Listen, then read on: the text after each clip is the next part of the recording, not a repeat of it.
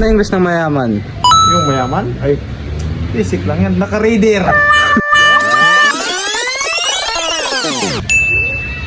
Ang English ng paaralan ay school. Ang English ng guro ay teacher. Ano ba yan? Basic na ngayon mga English na yan.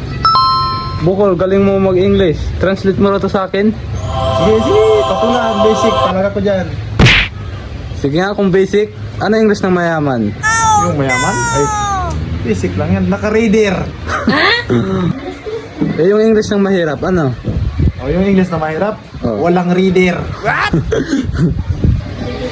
Ayun ba yung English nun? Paano nangyari yun? Eh, English. E-N-G-L-I-S-H. Oh. English. Ganun ba yun? Ay, nakabukol. Taka ka lang bukol ah. Tama ba yun? Tama yan.